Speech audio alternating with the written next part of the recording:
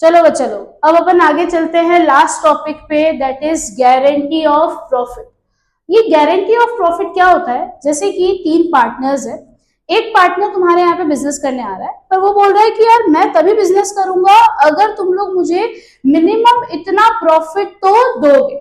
ठीक है भाई, तो इसको बोला जाता है गारंटी ऑफ प्रॉफिट। अब गारंटी ऑफ प्रॉफिट दो फॉर्म में हो सकता है, या फिर फर्म गारंटी कर रही है या फिर पार्टनर्स गारंटी कर रहे हैं। पहले हम देखते हैं कि अगर पार्टनर्स गारंटी करते हैं तो किस तरह से चीजें की जाती है। ये हमारा पीएनएल अप्रोप्रिएशन अकाउंट है, जैसे हम बनाते थे वैसे ही बनेगा। यहाँ पे तुम्हारा नेट प्रॉफिट दिया हुआ है, सपोज 1 लाख। यहाँ पे हमको दिया हुआ है आईओसी, सपोज ए और बी का, ए बी सी का 20,000, 2,000, 3,000 और 5,000, तो 10,000 का टोटल इनका आईओसी हो गया। ओके, अब हमारा डिविजिबल प्रॉफिट कितना बच रहा है? डिविजिबल प्रॉफिट बच रहा है 90,000। कुछ रेशियो नहीं बोला है, हम मान लेते हैं 1:1:1 का रेशियो है। अब ऐसा बोला गया था कि जो तीन पार्टनर है उसमें से क्या हुआ है, ए ने बी को गारंटी दी है, सिंगल पार्टनर है, ए ने बी को गारंटी दी है कि देखो मिनिमम 40,000 का शेयर तो मिलेगा ही मिलेगा। तो यहाँ पे हम किस तरह से लिखेंगे, ए बी सी। अगर हम 90,000 को इक्वल रेशियो में डिवाइड करते हैं तो इसको 30 मिलता है, इसको 30 मिलता है, इसको 30 मिलता है। बट हमने बी को कितनी गारंटी की है? 40 की गारंटी की है, मतलब 10 की डेफिशिएंसी है। वो डेफिशिएंसी कौन बॉर्न करेगा? ए ही बॉर्न करेगा। मतलब ए अपने में से 10 माइनस करके ये 10 किसको दे देगा? बी को। तो ए का शेयर हो गया 20, बी का 40 और सी का जो है वो 30 का 30 रहेगा। सी का यहाँ पे कोई रोल नहीं होता है। तो एक बार वापस देख लो अपन ने क्या किया है। नेट प्रॉफिट 1 लाख था, जैसे आप पीएनएल अप्रोप्रिएशन बनाते हैं पूरा पीएनएल अप्रोप्रिएशन वैसा का वैसा ही बनेगा, कोई चेंजेस इसके अंदर नहीं आएंगे। सिर्फ हम लोगों को डिविजिबल प्रॉफिट पे ध्यान देना है। डिविजिबल प्रॉफिट यहाँ पे कितने का आया है? डिविजिबल प्रॉफिट 90 का आया है। 90 को 3 पार्ट में डिवाइड किया, 30 30 30। बट ए ने बी को गारंटी कितनी दी थी? 40,000 की गारंटी दी थी। तो ए में से 10 माइनस हो जाएगा और बी में 10 प्लस हो जाएगा। अच्छा, कभी कभी ऐसा क्वेश्चन आता है, ए ने बी को गारंटी दी है 40,000 इंक्लूडिंग आईओसी। भाई आईओसी को मिला के तेरे को 40,000 रुपए मिलेंगे। मतलब भाई ए ने बी को गारंटी दी है 40,000 की, बी को ऑलरेडी कितना आईओसी मिल चुका है? 3,000 का आईओसी मिल चुका है। तो यहाँ पे 40,000 में से 3,000 गया, मतलब प्रॉफिट में उसको कितना हिस्सा मिलना चाहिए था? 37,000 का हिस्सा मिलना चाहिए था। मैं वापस रिपीट कर रही हूँ, ए ने बी को गारंटी दी है 40,000 की इंक्लूडिंग आईओसी, पर यहाँ पे 40,000 इंक्लूडिंग आईओसी, मतलब बी को ऑलरेडी आईओसी का कितना हिस्सा मिल चुका है? 30,000, 3,000 रुपए मिल चुका है। मतलब प्रॉफिट उसको 37 का मिलना चाहिए था। तो यहाँ पे उसके पास 30 का प्रॉफिट है, 60 का प्रॉफिट बचा। तो यहाँ पे बी में 60 प्लस और ए में से 60 माइनस होगा। तो ए का नेट शेयर आ गया 23 और इसका आ गया 37। वापस अगर इंक्लूडिंग आईओसी, तो ध्यान रखना आईओसी को हटाने के बाद हमें देखना है कि कितना प्रॉफिट है। भाई हमें 40 का था, 40 में से 3 हटा दो, 37 का उसको प्रॉफिट मिलना चाहिए था। तो 7 यहाँ पे प्लस होगा, 7 माइनस होगा। ये हो गया सिंगल पार्टनर जब हमें क्या करता है? गारंटी देता है प्रॉफिट।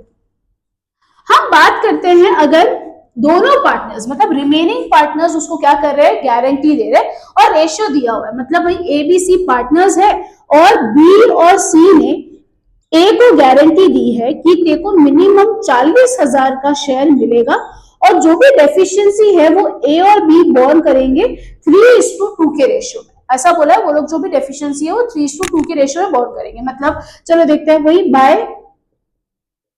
Net profit. अच्छा, एक चीज वापस मुझे याद दिलाओ, यहाँ पे नेट प्रॉफिट कौन सा आता है? नेट प्रॉफिट में याद रखना, अगर कोई भी पीएनएल की चीज माइनस करनी रह गई है तो वो माइनस करेंगे, और गलती से कोई पीएनएल अप्रोप्रिएशन की चीज माइनस कर दी है तो उसको ऐड बैक करेंगे। जैसे ऐसा बोल दिया 1 लाख का नेट प्रॉफिट है बट मैनेजर की सैलरी 10,000 माइनस करनी बाकी है, तो वो 10,000 माइनस करके लिखेंगे क्योंकि मैनेजर का जो कमीशन या सैलरी होती है वो पीएनएल का आइटम है।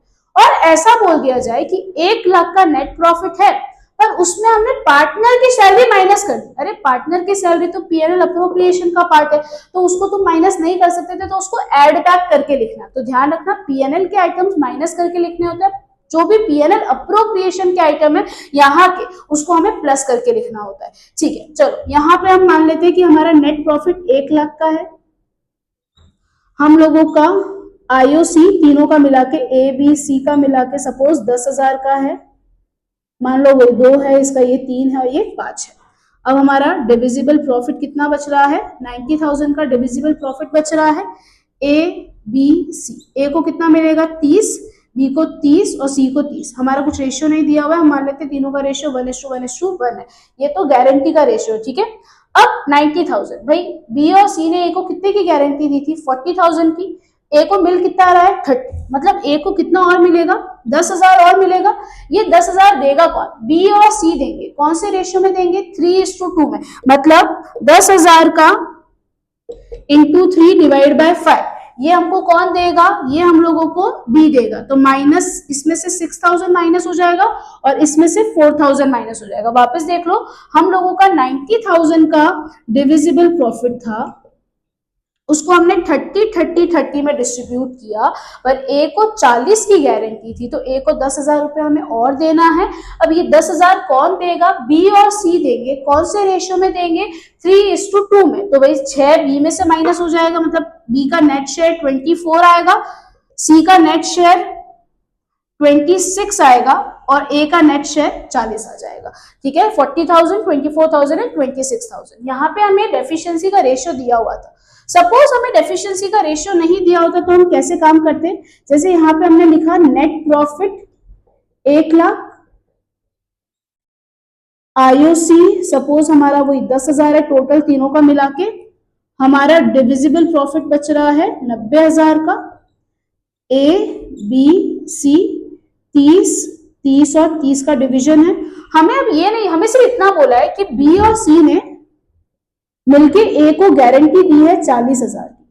अब उनकी जो डेफिशिएंसी है वो कौन से रेशियो में बेयर कर रहे हैं वो नहीं पता, तो हम मानेंगे उनके पीएसआर में ही बेयर करेंगे। पीएसआर रेशियो 1:1:1 है, मतलब वो लोग डेफिशिएंसी, उन दोनों का रेशियो क्या है 1:1 का, तो वो लोग डेफिशिएंसी किस में बेयर करेंगे 1:1।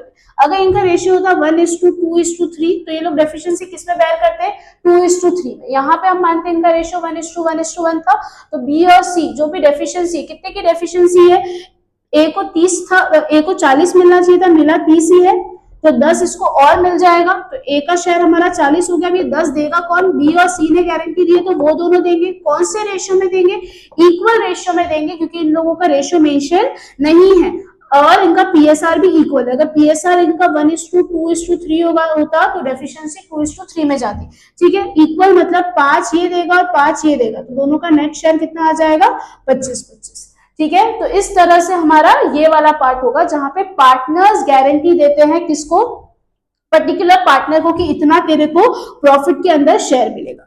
ठीक है, अब हम देखते हैं guarantee of profit by the firm. Firm से गए, देखते हैं हमारा यहाँ पे नेट प्रॉफिट है 1 लाख रुपए, हमारा यहाँ पे आईओसी सपोज है 10,000 रुपए, और फर्म ने ए को, चलो बी को गारंटी दी है 40,000 रुपए की। तो अब इसमें कैसे करना होगा, 2 divisible profit A B C. हमारा डिविजिबल प्रॉफिट 90 आया, सिंपल सी चीज है, सीधा 90 में से पहले उसका गारंटी का शेयर दे दो, मतलब 40,000। अब कितना बचा, 90 में से 40 तो इसको चला गया, 50,000 बचा, और हमारा रेशियो तीनों का 1:1:1 था 50,000। अब ये दोनों कौन से रेशियो में डिस्ट्रीब्यूट कर देंगे 1:1 में, दैट इज 25,000 इसको मिल जाएगा, 25,000 इसको मिल जाएगा। यहाँ पे ऐसे कोई डेफिशिएंसी प्लस माइनस नहीं होती, यहाँ पे सीधा तुम लोगों को क्या करना होता है, यहाँ पे सीधा तुम लोगों को पहले इसको अपना गारंटी ऑफ शेयर दे देना होता है, फिर जो भी अमाउंट बचा उसको ये लोगों को 1:1, मतलब जो भी रेशियो है, अगर इनका 3:2:1 होता तो ये लोग 3:1 में उस बचे कुछ 50,000 को डिस्ट्रीब्यूट कर देते। ये तो हमारा गारंटी बाय फर्म हो गया। अब बच्चे लोग मुझे एक क्वेश्चन पूछते हैं, दीदी यहाँ पे प्रॉफिट की जगह अगर लॉस होता या फिर जो प्रॉफिट है वो प्रॉफिट ही कम होता गारंटी से, तो आप क्या करते, तो कुछ नहीं, दोनों में सेम ही करना है, बाय फर्म हो या बाय पार्टनर हो। जैसे यहाँ पे बाय नेट प्रॉफिट 1 लाख है, सॉरी मानते हैं 30,000, बी को गारंटी दी गई है 40,000 की, यहाँ पे तो 10,000 की तो पहले से ही क्या है, कमी है। तो यहाँ पे हमें ये देखना है, पहले तो 10,000 की नहीं, इधर 30 माइनस 10, हमारा डिविजिबल प्रॉफिट यहाँ पे कितना बच रहा है, 20,000 का ही डिविजिबल प्रॉफिट बच रहा है। ठीक है, अगर 20,000 का डिविजिबल बच रहा है तो यार यहाँ पे तो गड़बड़ है, इसको तो 40 देना है। तो पहले ये लोग 20 लेके आएंगे, पहले ये लोग 20 लेके आएंगे, मतलब कौन कौन लाएगा, by S capital by seize capital. कितने की डेफिशिएंसी है, 20,000 की डेफिशिएंसी, क्योंकि डीपी सिर्फ 20 का बचा है, तो 20 की डेफिशिएंसी वो लोग अपने रेशियो में लेके आएंगे, दैट इज 10,000 ये लेके आएगा, 10,000 ये लेके आएगा। अब हमारा डिविजिबल प्रॉफिट कितना हो जाएगा, 50 माइनस 10 दैट इज 40,000, और ये पूरा का पूरा डिविजिबल प्रॉफिट किसको जाएगा, बी को जाएगा, 40,000। ये ध्यान रखना, अगर तुम्हारा प्रॉफिट गारंटी से भी कम है तो पहले रिमेनिंग पार्टनर्स को उनके, बोलते हैं ना, उनके रेशियो में उनको क्या लाना पड़ेगा, कैपिटल लाना पड़ेगा, गारंटेड रेशियो में कैपिटल लाना, पैसा लाना पड़ेगा, और फिर पार्टनर के अंदर वो डिस्ट्रीब्यूट होगा। जैसे यहाँ पे मैंने तुमको बताया कि भाई ए और सी पार्टनर थे, उन्होंने बी को गारंटी दी थी या फर्म ने गारंटी दी थी, पर यहाँ पे बचा 20,000 का, गारंटी 40,000 की थी, तो 20,000 की डेफिशिएंसी थी, वो डेफिशिएंसी वो लोग 1:1 के अंदर या फिर उनके गारंटेड रेशियो में लेके आएंगे। आई होप ये पार्ट क्लियर है। तो यहाँ पे अपने इस चैप्टर के सारे टॉपिक्स खत्म हो गए। अब जो बाकी है सिर्फ सम्स बाकी है, जो अपन नेक्स्ट पार्ट में कवर करेंगे।